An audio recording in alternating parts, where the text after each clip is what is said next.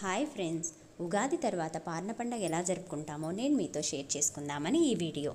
Okay friends, మేమైతే mid night 12:30కే లేచి 2 o'clock అంతా రెడీ అయ్యాము. ఎందుకో చెప్పలేదు కదా, మా బావ వాళ్ళు ఇంటి దేవత అయిన చివెల్లి గంగమ్మకు యాటలు పెట్టుకుంటున్నారు. అందుకే మేమందరం త్వరగా రెడీ అయిపోయి వాళ్ళ ఇంటికి వెళ్తే బయలుదేరి వెళ్ళాం. మా ఆడపడుచు వాళ్ళంతా కూడా వచ్చేసారు. అందరం కలిసి అక్కడే సెలబ్రేట్ చేసుకుందామని 2 o'clock గుడికి అయితే బయలుదేరి వెళ్ళిపోయాం. అప్పటికే గుడికి చాలామంది జనాలు వచ్చేసారు. చాలా బాగా జరుగుతుంది అక్కడ. మేమైతే మా బావ వాళ్ళందుకు 2 ఆటలు అయితే పెట్టుకున్నారు. అందుకే మేము 2 బోనాలను వండాము. మేము ఎప్పుడైనా 2 ఆటలు 2 బోనాలు వండుతాము.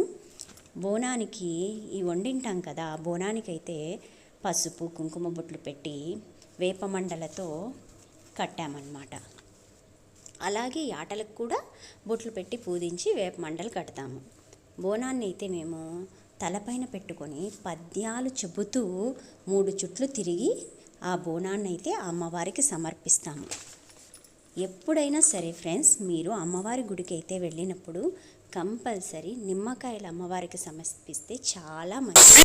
ఇక్కడైతే మా మామయ్య అమ్మవారికి పద్యాలు చెప్తున్నారు. మేము ఎప్పుడు అమ్మవారి గుడికి వెళ్ళినా పద్యాలన్నిటి చెప్తాము. అలాగే యాటనైతే అమ్మవారికి సమర్పించాము. తర్వాత ఆ సమర్పించిన యాట తలనొచ్చి ఆ ధ్వజస్తంభం దగ్గర పెట్టి బోనాన్ని వండింటాం కదా, అది తీసుకెళ్ళి ఆ తలపైన పెడతాము.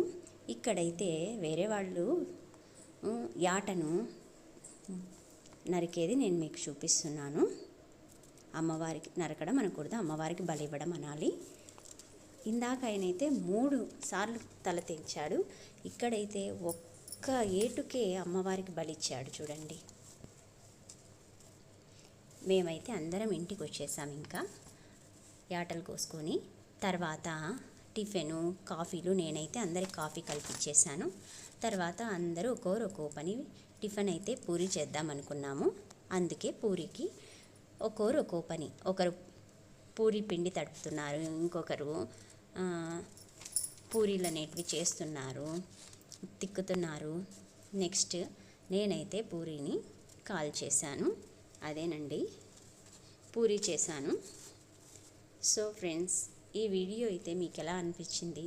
నచ్చినట్లయితే ప్లీజ్ సబ్స్క్రైబ్, లైక్ చేయండి, షేర్ చేయండి. Thank you for